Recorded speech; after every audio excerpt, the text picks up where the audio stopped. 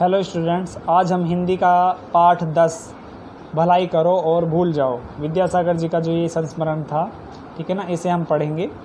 तो देखिए, हमने इसमें कंप्लीट कर लिया था, यहाँ तक ये लेसन भी हमने पूरा पढ़ लिया था पाठ, और उसके जो ये मौखिक प्रश्नों के उत्तर थे ये भी यहाँ तक हमने कर लिए थे, ठीक है ना। तो अब हम इसके आगे शुरू करते हैं। अभ्यास कार्य जो हमारा रह गया था, सही शब्द चुनकर रिक्त स्थान भरिए। यहाँ पर हमें शब्द दिए हुए हैं, आजीवन लड़के, विचारों, पैर, प्रभावित, पैसा, और यहाँ पर हमें दिया हुआ है पूरा वाक्य। इस वाक्य के अंदर हमें ये सही शब्द चुनकर रिक्त स्थान भरना है। तो पहला है, एक गरीब बालक ने रास्ते में विद्यासागर जी से एक मांगा। क्या मांगा बेटा? पैसा मांगा। तो यहाँ पर आएगा पैसा मांगा, तो यहाँ पर हमें भरना है पैसा। उससे अगला है, विद्यासागर जी उसके रिक्त स्थान है से बहुत हुए। तो क्या है यहाँ पर और यहाँ पर क्या आएगा बताना है हमें। विद्यासागर जी उसके विचारों, यहाँ पर आएगा विचारों से बहुत प्रभावित, यहाँ पर आएगा प्रभावित हुए। अगला है, अचानक एक क्या लड़के ने सामने से आकर उनके क्या हुआ, क्या छुए। तो यहाँ पर आएगा पैर छुए। तो यहाँ पर आएगा लड़के, यहाँ पर आएगा पैर। उससे अगला है, मैं, यहाँ आएगा आजीवन। ये मैं आजीवन आपका ऋणी रहूँगा, मैं आजीवन आपका ऋणी रहूँगा। अगला चलते हैं। देखिए, अगला है प्रश्न 3। नीचे दिए गए प्रश्नों के उत्तर 1-2 शब्दों में दीजिए। तो पहला है, विद्यासागर जी बच्चों को रोज़ कहाँ पढ़ाने जाते थे। तो वो बच्चों को कहाँ पढ़ाने जाते थे? विद्यालय में। तो यहाँ पर आएगा विद्यालय में। अगला है, रास्ते में विद्यासागर जी को कौन मिला।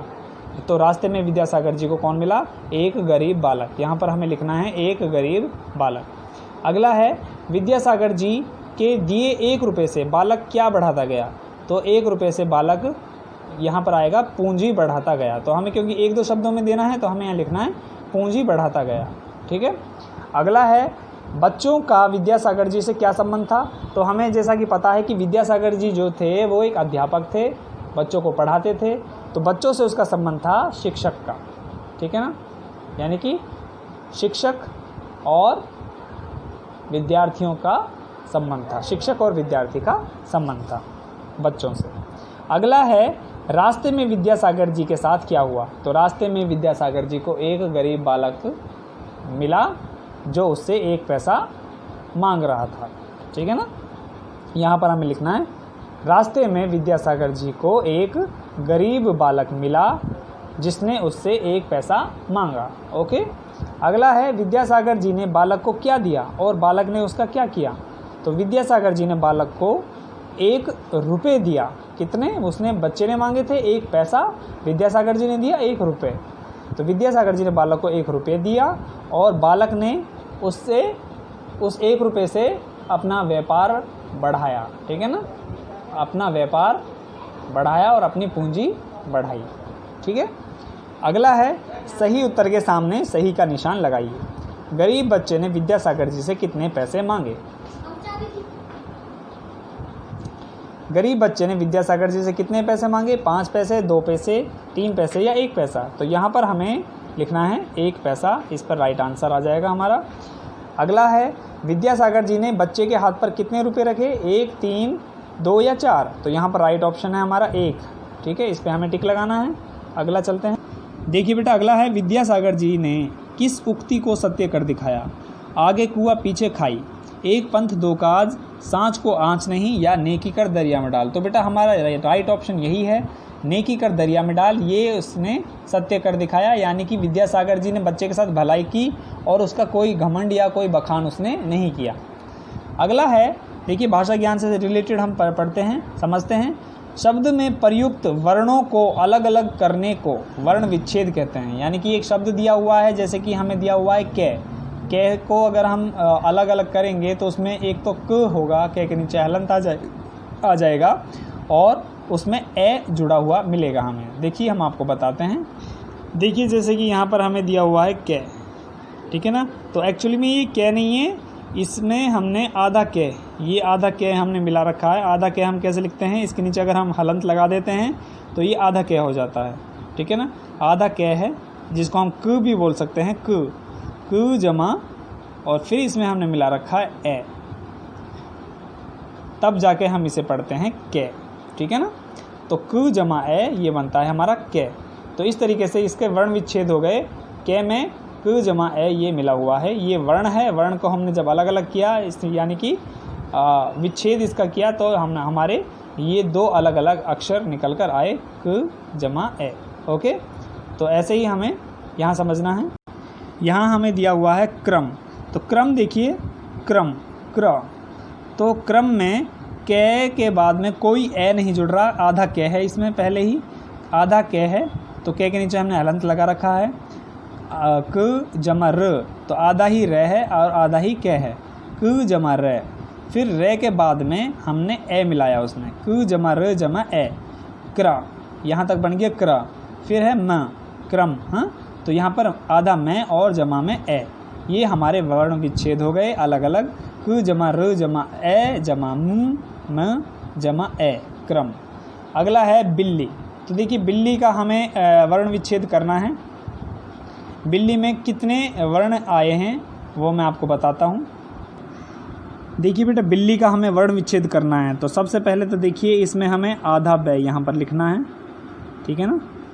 ब, ये ब नहीं ब, आधा ब है इसमें, ठीक है ना। यह हलंत हमने नीचे लगा दिया। अब देखिए इसमें कौन सी मात्रा हमें ब के नीचे लग रही है। तो ब में जो मात्रा लग रही है वो है छोटी ई की, ठीक है ना। छोटी की मात्रा इधर से उल्टे हाथ की तरफ से चढ़ती है, ठीक है। तो यहाँ पर हमने जमा में ई, ये वाला ई इसमें लगेगा, ठीक है। उसके बाद में ये हो गया बी, यहाँ तक हो गया बी, ब जमा ई। फिर है ये आधा ले हमें ऑलरेडी दिया हुआ है, तो हम चाहें तो इसे ऐसे लिख सकते हैं, खड़ी पाई ना लगाएं। और अगर हमें खड़ी पाई इसकी लगानी है तो नीचे हमें हलंत लगाना होगा, ठीक है ना। ब जमा ई जमा ल, ये हो गया। फिर उसके बाद में जमा, फिर क्या आएगा, फिर अगला ये हमें ल दिया हुआ है, लेकिन हमें वर्ण विच्छेद करने हैं तो यहाँ पर भी हमें इसका आधा ल लिखना होगा। ये आधा ल हो गया। फिर आधा ले के बाद में इसमें बड़ी ई की मात्रा लग रही है ना। तो यहाँ पर जमा क्या आ जाएगा, जमा बड़ी ई। इस तरीके से ये बिल्ली बन गया, ब जमा ई जमा ल जमा ई, बिल्ली। ओके, अगला देखिए यहाँ पर रास्ता हमें दिया हुआ है, रास्ता। ऐसे ही रास्ता का लिखना है हमें।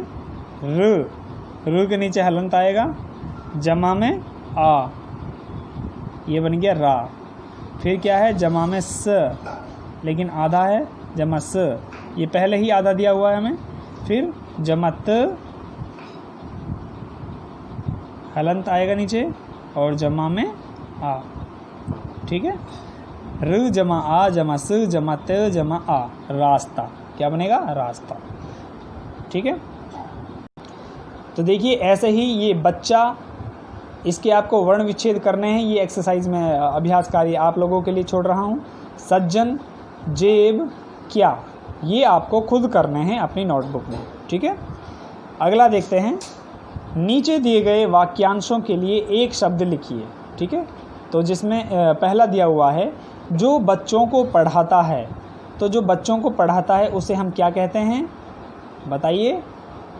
यस, उसे हम शिक्षक कहते हैं। शिक्षक यहाँ पर हम लिख सकते हैं, या अध्यापक हम लिख सकते हैं, ठीक है ना।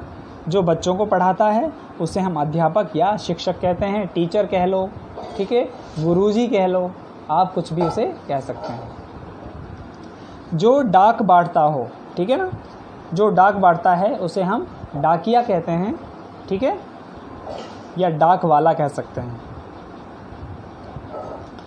जो कपड़े सिलता है उसे हम दर्जी कहते हैं। तो यहाँ पर लिखना है हमें दर्जी। जो बीमारों का इलाज करता है उसे हम क्या कहते हैं, डॉक्टर। क्या कहते हैं, डॉक्टर। और जो रोगी की देखभाल करती है, जो रोगी की देखभाल करती है उसे हम कहते हैं नर्स। क्या कहते हैं, नर्स। ओके, तो ठीक है बेटा, आज के साथ इसी के साथ हमारा जो ये चैप्टर है यहाँ पर पूरा कंप्लीट होता है। आई होप कि आपको ये पूरी वीडियो अच्छी तरीके से समझ में आई होगी। अगर कहीं पे भी कोई प्रॉब्लम आती है तो आप मुझे कमेंट बॉक्स में कमेंट करके भी पूछ सकते हैं, या मेरा जो व्हाट्सएप ग्रुप है आप उसमें मुझसे अपनी प्रॉब्लम शेयर कर सकते हैं। Thank you.